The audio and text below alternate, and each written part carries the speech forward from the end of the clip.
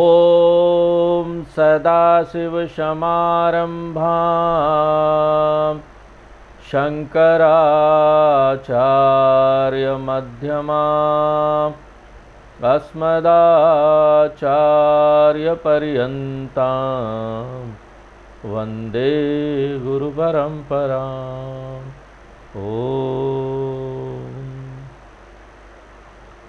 पिछले क्लास में शांति पाठ का अध्ययन पूरा हुआ।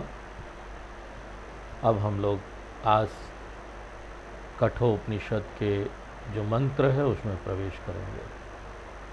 और हमने आपको पिछले क्लास में बताया कि कठोपनिषद में 2 चैप्टर है, हर एक चैप्टर को अध्याय बोलते हैं और हर एक अध्याय में 3 सेक्शन हैं और इस सेक्शन को वल्ली बोलते हैं। तो 3 वल्ली है और 2 चैप्टर है, हर एक चैप्टर में 3 वल्ली है। तो हम अब प्रथम वल्ली में प्रवेश कर रहे हैं। प्रथम अध्याय प्रथम वल्ली। और जो वेदांत की मुख्य शिक्षा है वो तो बाद में शुरू होगा। कुछ एक श्लोक जो हैं वो परिचय वाले श्लोक हैं।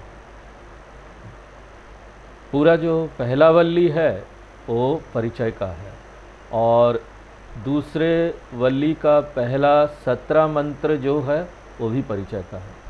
तो करीब 1.5 वल्ली परिचय वाला ही होगा। और जो एक्चुअल टीचिंग है वेदांत का मुख्य शिक्षा है वो शुरू होगा दूसरे वल्ली के 18वें मंत्र से। तो दूसरे वल्ली के 1 से 18 मंत्र तक परिचय है, 1 से 17 मंत्र तक परिचय, 18वें मंत्र से शुरू होगा। जैसा कि भगवत गीता में भी हम लोग देखते हैं कि पहला चैप्टर में कोई टीचिंग नहीं है, मूल जो शिक्षा है वेदांत का वो नहीं है। दूसरे अध्याय से कृष्ण भगवान 11वें श्लोक से अर्जुन को ज्ञान देना शुरू करते हैं। तो पहला अध्याय और दूसरे अध्याय का 10वें श्लोक तक कोई ज्ञान नहीं है गीता में, वो परिचय वाला है भाग है। उसी तरीके से यहाँ भी हमको एक कहानी मिलती है, कहानी के माध्यम से परिचय देते हैं। भगवत गीता में भी पहले अध्याय में पांडवों की कहानी आती है, उसके माध्यम से परिचय देते हैं। उसी तरह से यहाँ भी एक कहानी आएगी और इस कहानी के माध्यम से पृष्ठभूमि तैयार करते हैं, बैकग्राउंड तैयार करते हैं शिक्षा देने के लिए। और ये जो परिचय वाला भाग है उसमें कुछ एक विषय हाईलाइट किए जाएंगे। तो पहला जो विषय है वो है ब्रह्म विद्या की महानता, ग्लोरी ऑफ ब्रह्म विद्या। कितना महान है वो, कितना ग्लोरियस है और कितना रेयर है। ब्रह्म विद्या महिमा वो हमको पहले पोर्शन में मिलता है। और दूसरा जो विषय है जो हाईलाइट किया गया है इस भाग में वो है कि गुरु की अनिवार्यता, नेसेसिटी ऑफ ए टीचर, ए गुरु। बिना गुरु के गाइडेंस के एक व्यक्ति को आत्मज्ञान नहीं प्राप्त हो सकता। उपनिषद की जो शिक्षा है उसके गुप्त रहस्य को खोला नहीं जा सकता, उसका चाबी गुरु के पास ही है। तो इसलिए गुरु की महत्ता को हाईलाइट किया गया है। और तीसरा जो विषय है जो हमको इस भाग में मिलता है वो ये है कि गुरु की पात्रता क्या होनी चाहिए, कौन व्यक्ति गुरु बनने के लिए फिट है। क्योंकि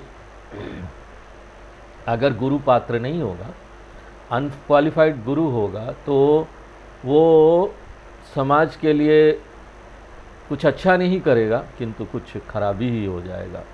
इसलिए गुरु का लक्षण क्या है, एक सक्षम गुरु का क्या लक्षण है, वो तीसरा विषय।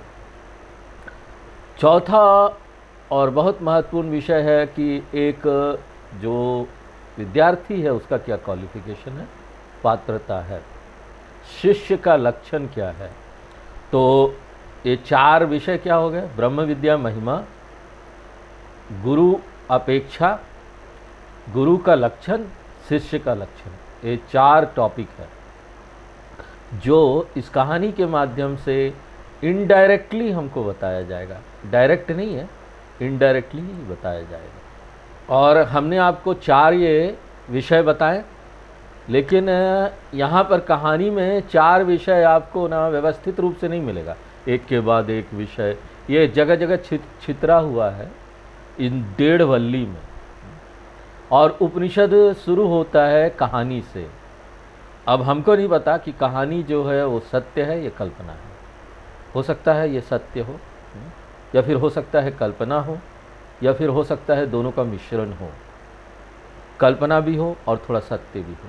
जिस तरह से कई पिक्चरें बनती है जो इतिहास पर आधारित होती है, वर्ल्ड वार 2 के ऊपर पिक्चरें बनी हैं, पाकिस्तान के साथ युद्ध हुआ था उसके ऊपर पिक्चरें बनी हैं, कई चीज़ों पर पिक्चरें बनी हैं, पुराने राजाओं के ऊपर पिक्चरें बनी हैं, अभी शिवाजी के ऊपर उसके बेटे के ऊपर पिक्चर आई थी।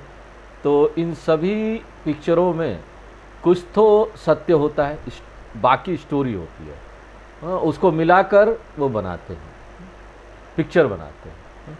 पूरी तरह से वो असत्य भी नहीं है, पूरी तरह से कल्पना भी नहीं है, मिक्सचर है दोनों का। उसी तरीके से ये हो सकता है। लेकिन हम जब यहाँ पर कहानी को जानेंगे तो हमारी दिलचस्पी ये ढूंढने में नहीं होना चाहिए कि ये सत्य है ये कल्पना है। हमारा फोकस स्टोरी को साबित करने में नहीं होना चाहिए कि ये सत्य है कि कल्पना है।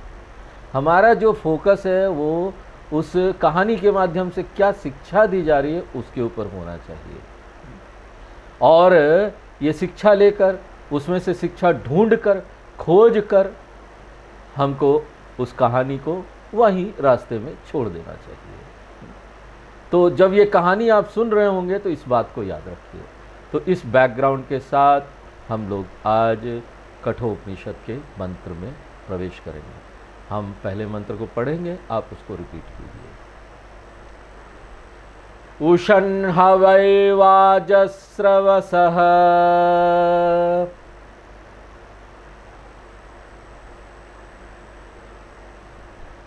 सर्ववेदसं ददौ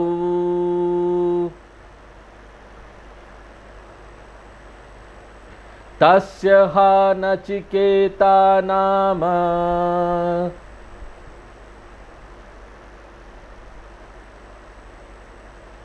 पुत्र आस।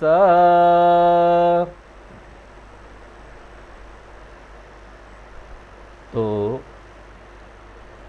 उपनिषद यहाँ पर कहानी के माध्यम से एक वैदिक ब्राह्मण का परिचय दे रहा है जो कि वेदों में बताए हुए जीवन शैली को जिया है। वेदों का एक फॉलोअर, वैदिक फॉलोअर, और उस ब्राह्मण का नाम है वाजस्रवसः। वाजस्रवसः वाजस्रवस का पुत्र है। वाजस्रवस पिता का नाम है और वाजस्रवसः बेटे का नाम है।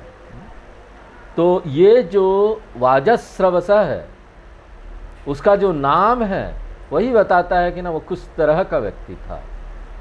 वो वैदिक परंपरा का पालन करने वाला था। वेद पूर्व भाग में जो भी जीवन शैली दिया गया है उसको उसने जिया था। और हमने आपको इंट्रोडक्शन में बताया था कि ये जो जीवन शैली है ये महत्वपूर्ण है। वेदों की जो वेदांत की शिक्षा है उसको समझने के लिए वैदिक जीवन शैली जीना महत्वपूर्ण है। इसलिए वेदों का जो पूर्व भाग है वो महत्वपूर्ण हो जाता है। वैदिक वे ऑफ लाइफ ये हमको तैयार करता है, मेंटल ग्राउंड तैयार करता है, हमको मानसिक रूप से तैयार करता है कि हम ये वेदांत की जो शिक्षा है, जो फिलॉसफी है, जो दर्शन है उसको समझ सके। तो वेद पूर्व जो है वो नींव प्रदान करता है। वेदांत का बिल्डिंग जो है वो तो बाद में आता है, फाउंडेशन पहले होता है। तो वेद पूर्व जो है वो जीवन शैली बताता है और वाजस्रवस उस जीवन शैली को जिया था। और वो जीवन शैली क्या है? ऐसा जीवन शैली जिसमें बहुत सारे यज्ञ आदि करते हैं, पंचमहायज्ञ करते हैं। और ये पंचमहायज्ञ क्या है हमने भगवत गीता में देखा था। देव यज्ञ देवताओं की पूजा करना, देवताओं के जो प्रति योगदान है वो करना, पितृयज्ञ पूर्वजों की पूजा करना, उनको मान सम्मान देना, ब्रह्म यज्ञ शास्त्रों की पूजा करना, उसका पाठ करना, उसके अर्थ को समझना, मनुष्य यज्ञ मनुष्यों की सेवा करना, सामाजिक सेवा जितने भी है वो आ जाते इसमें, और भूत यज्ञ यानी वातावरण का ध्यान रखना, यहाँ पर पेड़ पौधे हैं, जानवर है, अपना वातावरण है, उसको नुकसान नहीं पहुँचा। आसान भाषा में कृष्ण भगवान भगवत गीता में हमको ये यज्ञ वाला जीवन शैली बताते हैं, एक धार्मिक जीवन शैली। और इसकी विलक्षणता क्या है यज्ञ वाला जीवन शैली का? उसमें बहुत सारे दान देते हैं, त्याग करते हैं, हम बांटते हैं। तो वाजस्रवसः ऐसा व्यक्ति था जो ना सब कुछ अपने पास ही नहीं रखना चाहता था, जोड़ जाड़ के अपने पकड़ कर नहीं रखना चाहता था, वो एक बांटने वाला जीवन शैली जिया था, दान वगैरह बहुत करता था, क्योंकि वैदिक जीवन शैली है ही ऐसी। आप यज्ञ हवन करेंगे ना, उसके बाद दान करना पड़ता है, तो दान करना ही पड़ेगा आपको। तो ये हम कैसे समझते हैं, कैसे समझ पाते हैं इस बात को? शंकराचार्य जी अपने भाष्य में ये बात बताते हैं। वो बोलते हैं कि नाम में जो वाज है ना, उसका अर्थ है अन्नम। अन्नम वो ये संकेत करता है कि अन्न दान कर रहा है, और स्रवः यानी जो बहुत प्रसिद्ध था। तो अन्न दान करने के लिए जो बहुत प्रसिद्ध था, यानी बाकी सारा कुछ भी वो दान करता था, समाज में वो प्रसिद्ध था, इसलिए उसका नाम वाजस्रवसः था। बहुत दानी व्यक्ति था, त्याग करता था, निस्वार्थ व्यक्ति था। और उसके जो पिताजी थे वो भी इसके लिए प्रसिद्ध थे, जो बेटा था वो भी इसके लिए प्रसिद्ध था। तो ऐसा एक ब्राह्मण था, कहानी यहां से शुरू होती है। और दान जो है वो वे जो यज्ञ वगैरह करते हैं उसका एक महत्वपूर्ण भाग होता है। तो वो पूजा वगैरह करते हैं, और पूजा के भाग के रूप में उसका एक पार्ट होता है जिसमें चैरिटी करते हैं, दान वगैरह देते हैं, चाहे जमीन दान दे दे, सोना दान दे दे, अन्न दान दे दें, कपड़ा वगैरह दान दे दें। उस जमाने में जो विवाह होता था वो भी एक प्रकार का दान था, इसलिए कन्यादान बोलते हैं। विवाह को क्या बोलते हैं? कन्यादान कर रहे हैं। दान क्या है? यज्ञ का भाग है। तो विवाह क्या है? एक यज्ञ होता है। धार्मिक जीवन शैली था विवाह भी। और ये जो वाजस्रवसः था उसने बहुत सारे यज्ञ किए थे, और वो ये निर्णय लेता है कि वो ना सबसे बड़ा जो यज्ञ है जो शास्त्रों में बताया गया है वो करेगा,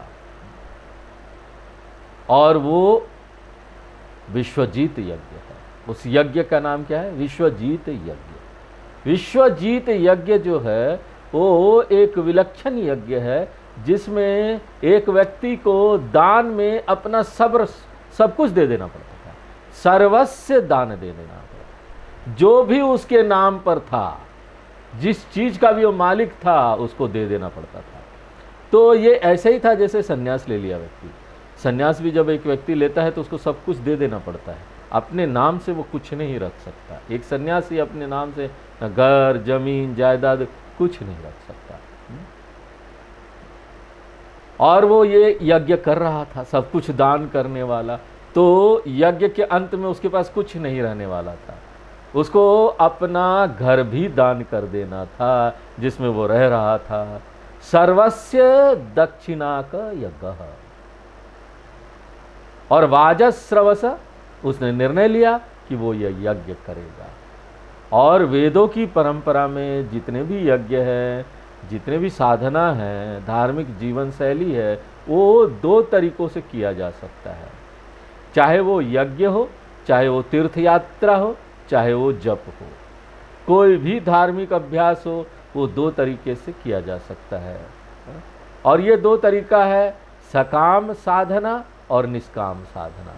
सकाम साधना यानी धार्मिक अभ्यास भौतिक लाभ प्राप्त करने के लिए, मटेरियल बेनिफिट प्राप्त करने के लिए। इसका क्या अर्थ हुआ कि यज्ञ का फल उसको जो भी मिलता पुण्य वगैरह, उस पुण्य को वो अपने लिए वस्तु वगैरह इकट्ठा करने, अच्छी परिस्थिति बनाने, इसके लिए वो यूज़ करना चाहता था। पुण्य को पैसे वगैरह, धन संपत्ति प्राप्त करने के लिए, बच्चे प्राप्त करने के लिए, घर प्राप्त करने के लिए, मान सम्मान प्राप्त करने के लिए उस यूज़ करना चाहता था। पुण्य को मटेरियल बेनिफिट के लिए यूज़ करना चाहता था, इसी जीवन में नहीं। अगर इस जीवन में मान लीजिए एक व्यक्ति के पास सब कुछ है, राजा है, सब कुछ है, तो वो अगर ये यज्ञ करेगा तो पुण्य का उपयोग अगले जन्म में उसको एक अच्छा जन्म प्राप्त हो, जिसमें वो अच्छे इंद्रियों के साथ, स्वस्थ शरीर के साथ, पैसे वैसे ऐसा बच्चा, उस तरह से उसको ऐसा जन्म प्राप्त हो, या फिर वो स्वर्ग को जाए, उसके लिए वो इस पुण्य का उपयोग करेगा। पुण्य वाला जो क्रेडिट कार्ड है उसका उपयोग स्वर्ग जाने के लिए करेगा।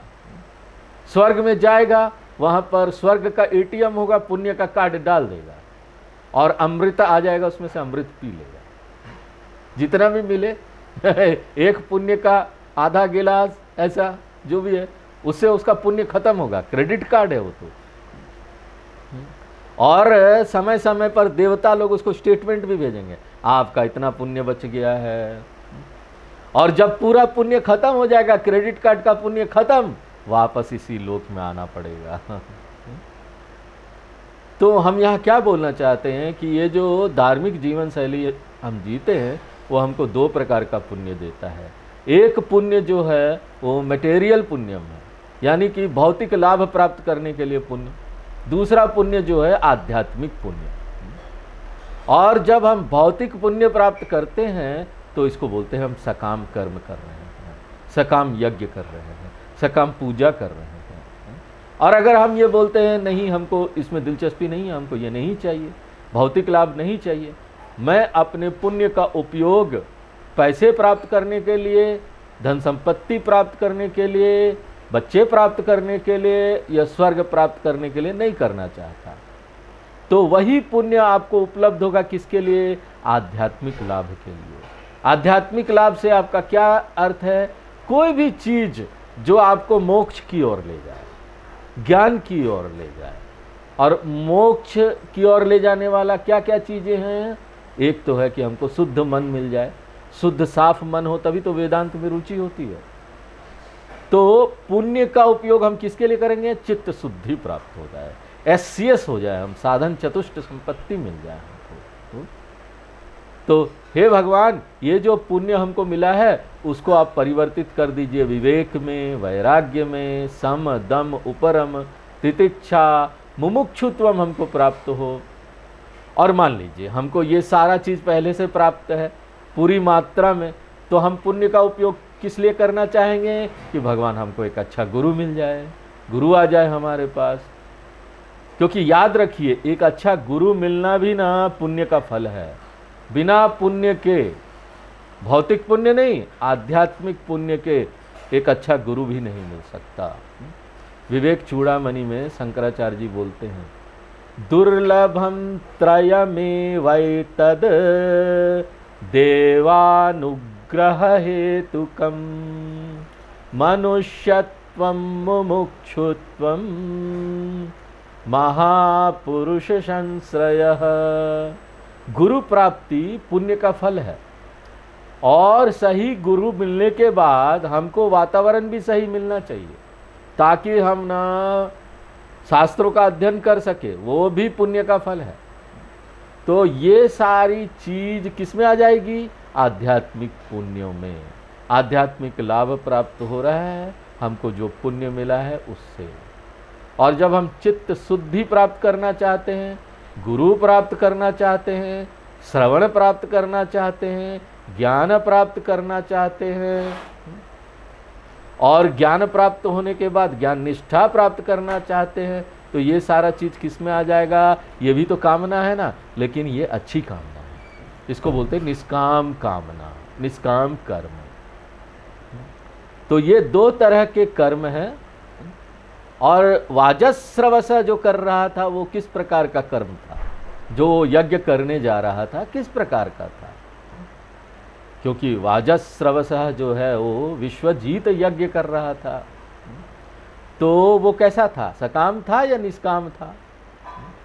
तो उपनिषद इस बात को स्पष्ट करता है। ऊषण, तो पहला वर्ड जो है ऊषण, मंत्र में पहला जो शब्द है ऊषण, उसका अर्थ है सकामेन, सकाम कर्म कर रहा था। वाजस्रवस दिलचस्पी रखता था इस दुनिया का भौतिक लाभ प्राप्त करने में, स्वर्ग लोक प्राप्त करने। तो ऊषण का अर्थ हुआ स्वर्ग लोकम कामया माना, जो स्वर्ग लोक की कामना रखता है,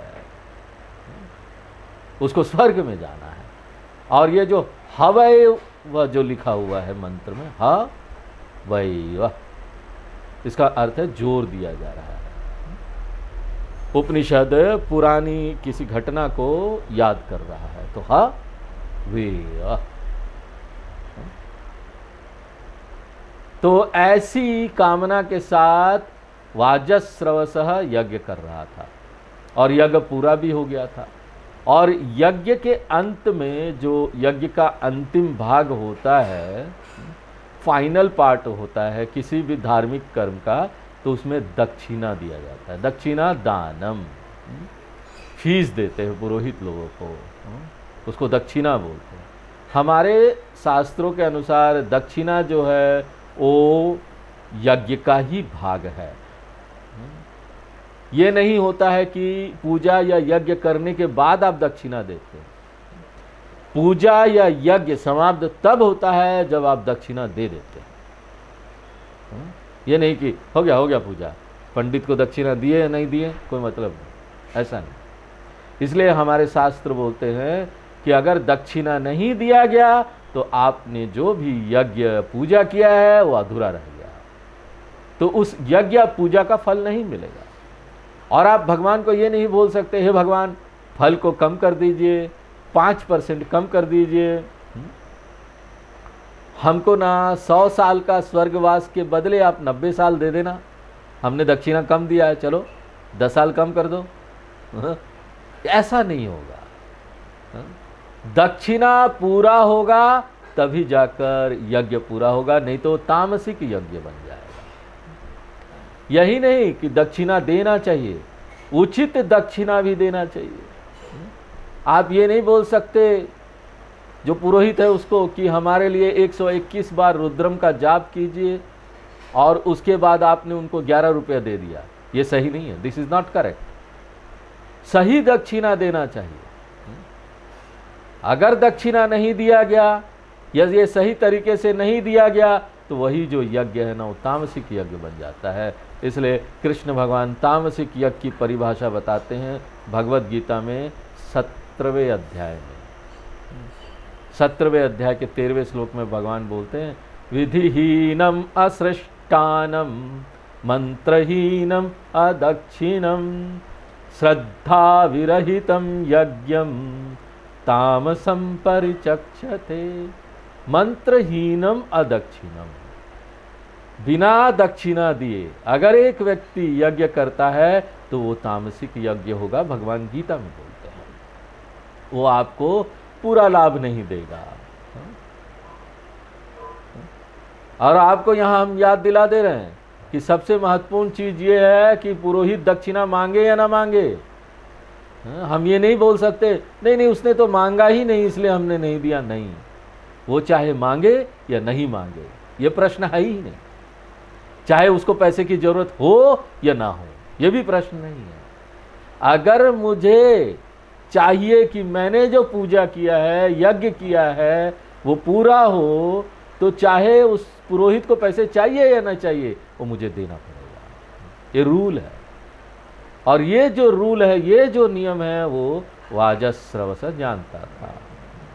और विश्वजीत यज्ञ के लिए दक्षिणा क्या है? सर्वस्व दान करना, सब कुछ, everything you have to give. इसलिए उपनिषद बोलते हैं सर्व वेदसम ददौ।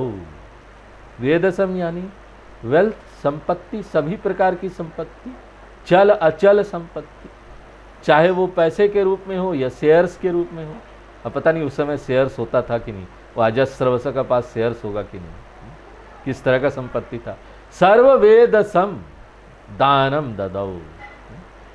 तो ये दक्षिणा जब पुरोहित को दिया जा रहा था तो उसका जो पुत्र था वो अजस्रवस का, वो इस घटना को देख रहा था। उसका पुत्र कौन था? तस्य ह नचिकेता नाम पुत्र आसः। वाजस्रवस जो महान वैदिक ब्राह्मण था, उसका एक पुत्र था जिसका नाम नचिकेता था। संस्कृत में हम बोलेंगे नचिकेताः, एक वचन हुआ। नचिकेतस शब्द है, सकारांत पुल्लिंग शब्द है। उसका अगर प्रथमा विभक्ति में एक वचन, द्विवचन, बहुवचन देखेंगे तो एक वचन में हो जाएगा नचिकेताः, द्विवचन में हो जाएगा नचिकेतसौ और बहुवचन में हो जाएगा नचिकेतसः। तो संस्कृत में क्या बोलेंगे इसका नाम? नचिकेताः। लेकिन क्योंकि यहाँ पर हम लोग हिंदी में बात कर रहे हैं और हिंदी में कोई विसर्ग नहीं होता है, आहा नहीं होता है विसर्ग, इसलिए हम लोग इसको नचिकेता बोलेंगे।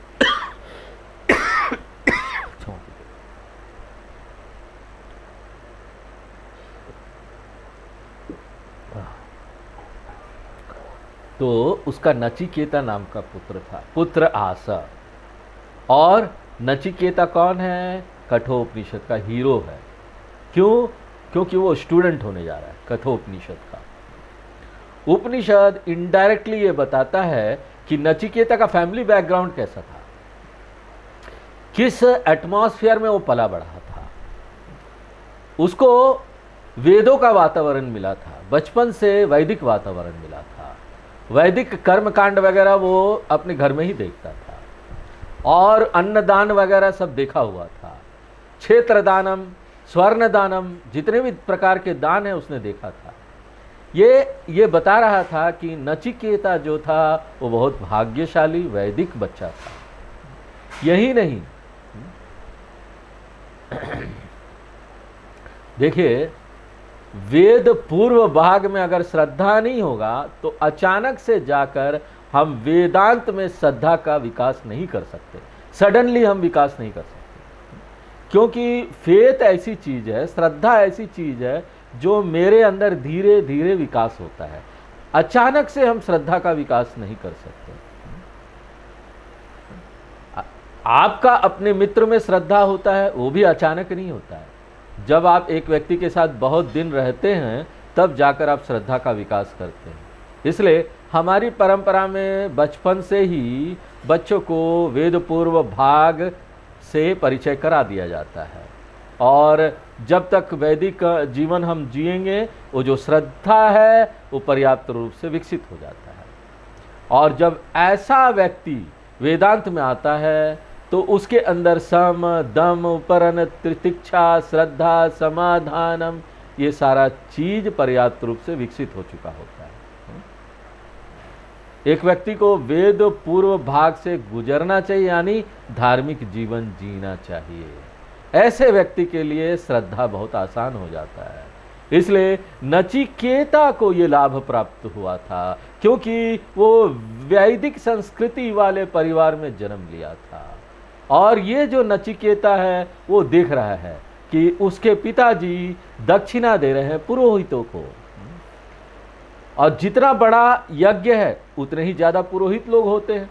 हमने मुंडको उपनिषद में देखा था, प्लवाह्येते अदृढ़ा यज्ञ रूपा अष्टादशोक्तम अवरम येषु कर्म। जितना बड़ा कर्मकांड होगा पुरोहित भी उतने ज्यादा होते थे। ऋग्वेद का पुरोहित 4 होगा, यजुर्वेद का पुरोहित 4 होगा, सामवेद का पुरोहित 4 होगा, अथर्ववेद का पुरोहित 4 होगा, तो 4 × 4 16। और बड़ा यज्ञ होगा तो और भी ज्यादा पुरोहित चाहिए। और ये तो बहुत बड़ा यज्ञ था, इसलिए बहुत सारे पुरोहित लोग थे और दक्षिणा दिया जा रहा था उनको। और ऐसे ही समय पर नचिकेता देखने जा रहा है कि वहाँ पर हो क्या रहा है, और नचिकेता ने देखा कि क्या हो रहा है। तो ये हम लोग आगे के मंत्र में देखते हैं। तगुम हा कुमार गुम संतम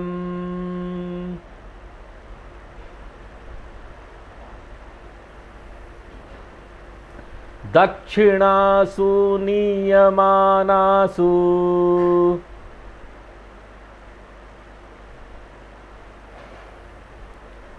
श्रद्धा विवेश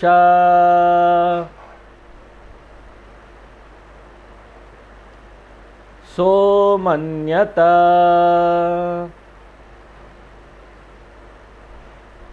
और ये जो नचिकेता था, वाजस्रवसः का पुत्र, उसका उम्र क्या था? तगुम ह कुमार गुम संतम, वो कुमार था। कुमार यानी 10 साल से कम उम्र वाला बच्चा को कुमार बोलते हैं। ये 7-10 साल के बीच होगा, 8 साल पकड़ लीजिए, 8 साल का बच्चा। इसलिए देखिए, जब उपनयन संस्कार होता है, बच्चों को दिया जाता है, तो जो बच्चे हैं वो अपने माँ के हाथ से खाना खाते हैं। क्यों? क्योंकि उपनयन संस्कार होने के बाद उसको गुरुकुल में जाना है, और गुरुकुल में उसको भिक्षा पर अपना जीवन व्यतीत करना है। जो बच्चे पढ़ते थे वो भिक्षा पर रहते थे। एक ब्रह्मचारी को भिक्षा में रहना पड़ता है गुरुकुल में। जब वो दीक्षा लेता है तो उसके पास कोई विकल्प नहीं, कोई चॉइस नहीं है। और दीक्षा कब होता है? जब उपनयन संस्कार होता है। तो उपनयन संस्कार तक उसको बड़ी छूट होती है, अपने माँ के हाथ से जो भी खाना खा लो। और जब उपनयन संस्कार जिस दिन होता है, उस दिन लास्ट अपॉर्चुनिटी होता है, अंतिम अवसर। जितना खाना खाना है खा लो, मजा लेना है ले लो। इसलिए उस दिन माँ अपने बेटे के लिए हर प्रकार का पकवान बनाती जो उसको पसंद है, और उसको बोला जाता है जितना खाना खाओ, क्योंकि आज के बाद से ये नहीं मिलने वाला है। गुरुकुल जाने वाले हो, भिक्षा पर रहोगे, जो मिलेगा वो खाना पड़ेगा। तो ये एक कर्मकांड की तरह किया जाता है। इसको बोलते हैं कुमार भोजन। तो ये जो शब्द है कुमार, वो बच्चे के लिए उपयोग होता है जो कि दीक्षा लेने वाला हो, और दीक्षा का उम्र जो है वो 8 या 7 साल होता है। इसलिए ये जो शब्द कुमार है, उसका क्या अर्थ हुआ? करीब 7 या 8 साल। तो ये नचिकेता एक छोटा सा बच्चा, छोटा बच्चा था, लेकिन उसका दिमाग बहुत था, बहुत जानकारी थी उसके पास, जानता था वेदों के बारे में, क्योंकि वो वैदिक परिवार में जन्म लिया था। तो जब माँ के पेट में था, माँ प्रेग्नेंट थी, तब भी वो वैदिक मंत्र सुनता था माँ के पेट के अंदर। और उस समय बचपन में उसने अपने पिता को देखा बहुत सारे यज्ञ करते हुए, उससे वो बहुत कुछ सीखा था अपने पिता से। और देखिए, अपने पिता से सब कुछ सीखना एक पवित्र बात मानी जाती है। इसको बोलते हैं नियम अध्ययनम। ये बहुत पवित्र और मंगल माना जाता है। अपने ही घर में किसी अपने परिवार के सदस्य से ज्ञान प्राप्त करना, सीखना बहुत पवित्र और मंगल माना जाता है हमारी परंपरा में। और ये जो नचिकेता था, उसको ये लाभ प्राप्त हुआ था। इसलिए वो क्या था? जानकार बच्चा था, उसको सब पता, और उसको सिद्धांत पता था, यज्ञ का सिद्धांत पता था, उससे क्या फल मिलने वाला है ये भी पता था। और वो सब सिद्धांत क्या है ये हमको जानना चाहिए। हमने आपको बताया कि कर्म 2 तरीके से कर सकते हैं, सकाम या निष्काम। भौतिक लाभ प्राप्त करना चाहते हैं या आध्यात्मिक। अब यहाँ पर मूल नियम ये है कि जब आप कर्म भौतिक लाभ के लिए कर रहे हैं, तो आपको ना सभी रूल का पालन करना पड़ेगा, एक भी नियम छूटना नहीं चाहिए। अगर लाल फूल चाहिए भगवान के लिए तो लाल ही लाना पड़ेगा, पीला ले आए तो यज्ञ नहीं हो सकता। रूल का उल्लंघन नहीं कर सकते। अगर आप कामना से कोई यज्ञ कर रहे थे, अगर ऐसा करेंगे तो वो आपको फल नहीं देगा। तो एक व्यक्ति को ना बहुत सावधान रहना चाहिए कि वो किस तरह से ये पूजा जब कर रहा है, उसकी कामना क्या है। एक भी चरण में अगर वो गलती कर देता है तो उसको ना प्रायश्चित कर्म करना पड़ता है। हमारे शास्त्र बताते हैं अगर यज्ञ में कोई गलती हो गई तो प्रायश्चित कर्म है। तो मान लीजिए हम कोई यज्ञ में हवन कर रहे हैं, अर्पण कर रहे हैं अग्नि में, जो भी शास्त्रों ने बताया है उसका अर्पण कर रहे हैं अग्नि में, और अर्पण जिस प्रकार से कर रहे हैं वो प्रकार भी जो शास्त्रों में बताया गया उसी प्रकार से कर रहे हैं। अगर हम वो प्रकार का उल्लंघन भी करते तब भी वो मिस्टेक है। तो हमको ना उपयुक्त रूप से प्रायश्चित कर्म करना पड़ता है इसके लिए, अगर गलती कर दी तो। और जो प्रायश्चित कर्म है वो भी हम जैसा चाहते हैं वैसा नहीं भगवान गलती हो गई तो चलो और 5 बार 10 बार को जप कर लेते, नहीं हम जैसा चाहते हैं वैसा नहीं। जिस तरह से शास्त्रों में बताया गया वैसा करना पड़ेगा। जिस तरह से सरकार का कॉन्स्टिट्यूशन है ना, अगर हम नियम कानून का उल्लंघन करते हैं तो पनिशमेंट है, दंड दिया जाता है, लॉ है, क्राइम है, पनिशमेंट है। अगर हम टैक्स पेमेंट नहीं करते हैं, टेलीफोन का बिल नहीं भरते हैं, वाटर टैक्स पेमेंट नहीं करते हैं, नगर निगम का टैक्स पेमेंट नहीं करते हैं, उसके लिए उसी तरीके से वो आपको बोलेंगे 1008 बार गायत्री मंत्र का जाप कीजिए, गलती की है, या फिर इस गलती की क्षमा के लिए एक्स्ट्रा दक्षिणा दीजिए एक पुरोहित को, या फिर इस गलती की प्रायश्चित के लिए यज्ञ में 2-4 बार और अर्पण कीजिए। जो रोज संध्या वंदन करते हैं वो इसके बारे में जानते हैं। सामान्यतः अर्घ्यम जो होता है 3 बार होता है, लेकिन अगर आपने समय का उल्लंघन कर दिया, जिस समय पर वो होना चाहिए वो नहीं किया। देखिए ये सब क्यों बनाया गया था नियम, क्योंकि ना ये करते करते करते ना धीरे धीरे आगे जाकर आप अपना पूरा जीवन शैली ना नियम से और समय से बना ले। पूरा दिन आपको समय से जीना चाहिए, किस समय पर क्या करना है। वेदों के कर्म कांड में भी वही है, समय का बहुत महत्व है, किस समय पर आप उसको कर रहे हैं। संध्या वंदनम किस समय पर करना है, उसके लिए एप्रोप्रिएट टाइम है। अगर हम उस समय पर नहीं करते हैं तो क्या हो गया, समय का उल्लंघन हो गया, और इसको बोलते हैं काल अतीत दोष। आपने काल अतीत दोष किया है, और इसके लिए कालातीत प्रायश्चित कर्म है। और आपको पता है वो क्या है, एक एक्स्ट्रा बार आपको अर्घ्यम करना पड़ेगा, क्योंकि आपने समय पर नहीं किया उसको। किसी किसी जगह पर यह प्रायश्चित कर्म सिंपल है, आसान है, लेकिन किसी किसी जगह पर यह प्रायश्चित कर्म बहुत कॉम्प्लिकेटेड है। किसी किसी जगह पर तो आपको ये बोल दिया जाएगा, नहीं एक गलती हो गया ना, फूल इस हाथ से डालना था आपने इस हाथ से डाल दिया, पूरा फिर से करो। तो रूल बहुत महत्वपूर्ण है। जबकि निष्काम कर्म के लिए क्या है, उसमें क्या हमको लाभ प्राप्त होता है। अगर किसी नियम का उल्लंघन भी हो जाए ना तो कोई बात नहीं, जब तक कि हम जानबूझ के वो नहीं कर रहे हैं।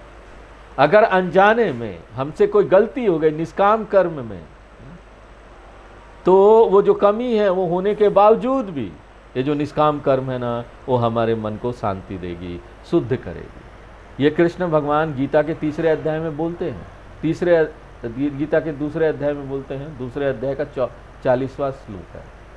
नेहाभिक्रमनाशोस्ति प्रत्यवायो न विद्यते स्वल्पमप्यस्य धर्मस्य त्रायतो महतो भयात्। त्रायते महतो भयात्।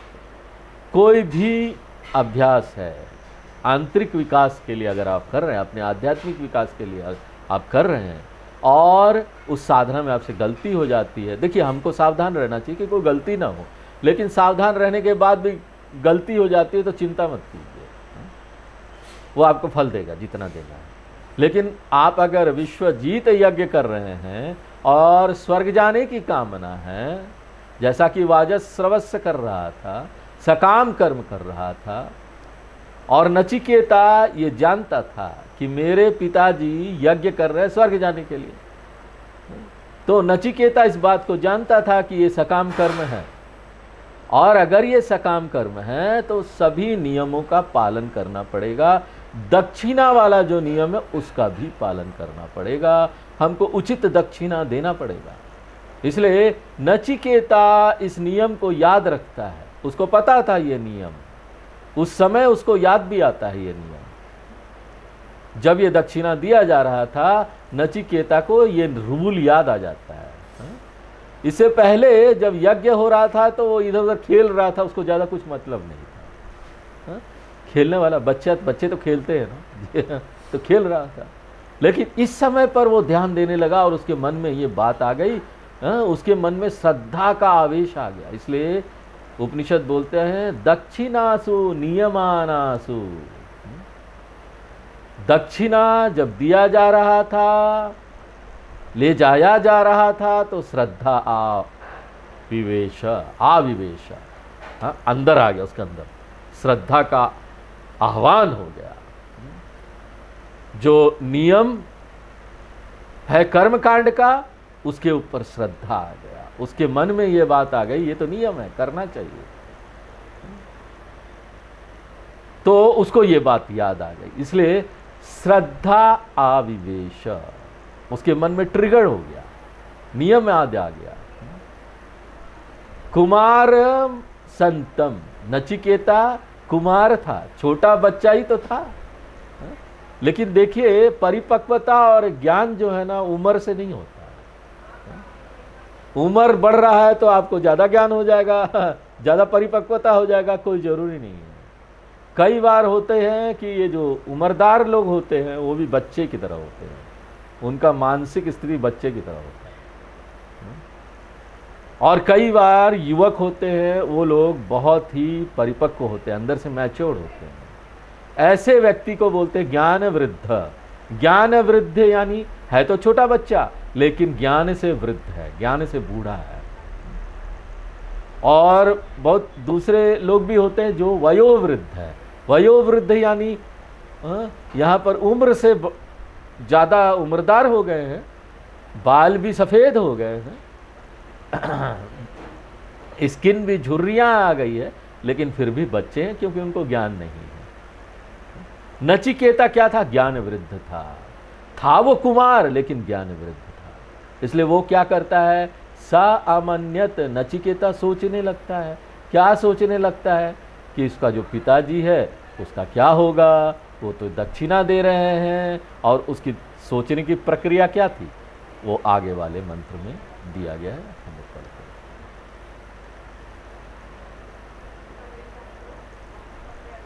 पीतोदका जगधत्रिणाः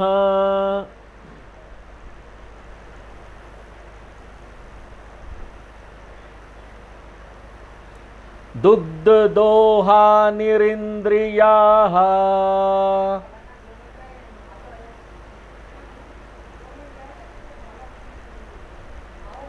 आनन्दानां ते लोकाः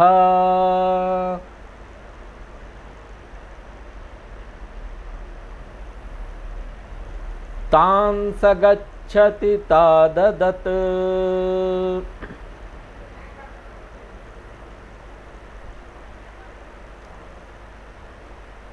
जब हम ये कहानी सुन रहे हैं ना, तो इसके साथ साथ हमको ना जो पात्रता है नचिकेता का, वो भी ध्यान रखना पड़ेगा। दूसरे मंत्र में पात्रता दिया गया था, और वो पात्रता क्या है? श्रद्धा। साधन चतुष्ट संपत्ति, श्रद्धा साधनम नचिकेता में था। और इनडायरेक्टली उपनिषद हमको ये शिक्षा दे रहे हैं कि हमारे अंदर भी श्रद्धा होनी चाहिए। नचिकेता को आत्मज्ञान प्राप्त हुआ क्योंकि उसके पास ये पात्रता थी। अगर हमको भी आत्मज्ञान प्राप्त करना है तो हमारे अंदर ये पात्रता होनी चाहिए। वेदों की शिक्षा में श्रद्धा होनी चाहिए, क्योंकि वेद तो ही बोल रहे हैं ना, अहम ब्रह्मास्मि, तुम वही हो, पूर्ण हो। तो जब तक आपको श्रद्धा नहीं होगी आप उनकी बात सुनेंगे। तो उपनिषद यहाँ पर ना विद इन कोटेशन इस मंत्र में जो नचिकेता का थिंकिंग प्रोसेस था, सोचने की जो प्रक्रिया थी, वो बता रहा है। ये नचिकेता का विचार है, थॉट है जो उसके मन में आ रहा था। तो ये कब आ रहा था? जब दक्षिणा दिया जा रहा था, और वो ये देख रहा था कि कुछ गाय को ले जाया जा रहा है दक्षिणा देने के लिए। गौ माता, कई सारे गायें, उनको ले जाया जा रहा है। देखिए, पुराने समय में, वैदिक काल में गाय संपत्ति होती थी, महत्वपूर्ण संपत्ति होती थी। तो संपत्ति पैसे के रूप में भी हो सकता है, दूसरी और चीजों के रूप में भी हो सकता है, लेकिन पुराने समय में गौ बहुत बड़ी संपत्ति मानी। बृहदारण्यक उपनिषद में आप देखेंगे कि जनक जी बार बार ये वचन दोहराते हैं कि दक्षिणा जो है ना, सोहम भगवते सहस्त्रम ददाम्यत ऊर्ध्वम विमोक्षाय ब्रूहीति। हजारों हजार गाय दान में दिया जा रहा था, तो वहां भी वो बोलते हैं। तो वाजस्रवस जो था, उसके पास भी बहुत संपत्ति थी गाय की। गाय एक महत्वपूर्ण संपत्ति थी, और इन गाय को ले जाया जा रहा था यज्ञशाला में दक्षिणा देने के लिए, हाँक के ले जाया जा रहा था। और नचिकेता देख रहा था कि उन गायों की स्थिति कैसी है, और वो क्या देखता है, उसको क्या मिलता है, वो बड़ा निराश होता है। वो देखता है ये सब गायें ना बेकार थी, कोई काम की नहीं थी, बेकार गाय। जो भी उन गायों को ले जाता उसको कोई लाभ नहीं मिलता, दूसरे हाथ उसको पैसा खर्चा करना पड़ता गाय को संभालने के लिए, ज्यादा पैसा खर्चा करना पड़ता गाय की सुरक्षा करने के लिए। तो नचिकेता सोचता है कि ये तो ठीक नहीं हो रहा, ये सही दक्षिणा नहीं दिया जा रहा है। तो वो वहां पर वर्णन करता है कि किस तरह का गाय ये सारा था, उनकी कंडीशन कैसी थी। तो बोलते हैं पीतोदका, ऐसे गाय थे जो ना पूरी पानी पी चुकी थी, और इतने कमजोर थे कि उनके पास इतनी शक्ति भी नहीं थी कि पानी भी पी सके। जैसे कई लोग होते ना मरने वाले हैं, उनको ना आप मुंह से किसी तरह खाना खिलाते पाइप डाल के,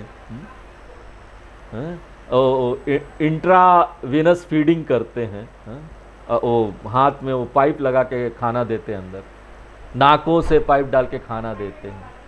क्यों? उनके पास इतनी शक्ति नहीं कि वो अपने आप खाना खा सके। जो खाने का तरीका है उस तरह से वो नहीं खा सकते। उसी तरह का तरीके से एक गाय सब थे, उसकी स्थिति ऐसी ही थी, पीतोदका।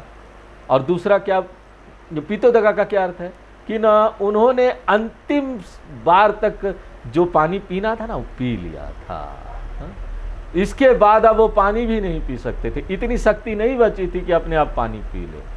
और घास खाने का क्या, जब पानी नहीं पी सकती है तो घास क्या खाएगी। जगध तृणा, देखो हर एक शब्द जो है ना वो विशेषण है गैया के लिए। पीतोदकः गावः, जगद तृणः गावः, पीतक उदकम, वो खा नहीं सकती थी, हाँ उसमें इतनी शक्ति नहीं बची थी कुछ खा पी ले। उसके बाद क्या, दुग्ध दोहा, अंतिम ड्रॉप ऑफ मिल्क, अंतिम बूंद जो था दूध का वो भी वो दे चुकी थी, तो पूरी तरह से बेकार थी गाय। तो चलो कम से कम कुछ नहीं तो इन गायों को ले जाता हूं, वो बच्चे दे देगी, बछड़े दे देगी। लेकिन नहीं, यहां पर मंत्र में बोला जा रहा है निरिंद्रियाः, उनकी जो बच्चे पैदा करने की शक्ति थी वो भी खत्म हो चुकी थी। प्रजनन शक्ति थी, इंद्रियम यानी प्रजनन शक्ति, वो भी खत्म हो चुकी थी। जो उनके बच्चे पैदा करने की शक्ति थी अब नहीं थी। ऐसे जो बेकार गायें थी उनको ले जाया जा रहा था गौशाला में पुरोहितों को दान देने के लिए।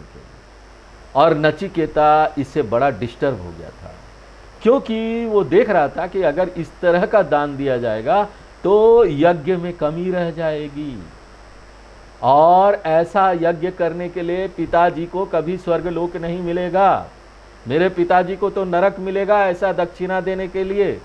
इसलिए वो बोलता है ता ददत आनंदालोका प्राप्नुवन्ति, इस तरह के गाय को देकर मेरे पिताजी या कोई भी व्यक्ति वो नरक लोक को जाएंगे। आनंदा यानी दुख वाला लोक, नंदा यानी सुख, आनंदा यानी दुख, दुख लोकम, नरक लोकम, अधोलोकम को प्राप्त होगा। इसलिए मुझे ना किसी प्रकार से अपने पिताजी को बचाना होगा। इसलिए वो अपना सिर खुजाने लगा कि मैं अपने पिताजी को कैसे बचाऊं, क्या समाधान है। तो अब हम लोग अगले सप्ताह देखेंगे कि इसका समाधान क्या वो निकालता है, छोटा बच्चा नचिकेता। चलिए आज यहीं पर विराम देते हैं। ओम पूर्णमदः पूर्णमिदं पूर्णात् पूर्णमुदच्यते पूर्णस्य पूर्णमादाय पूर्णमेवावशिष्यते। ओम शांति शांति शांति।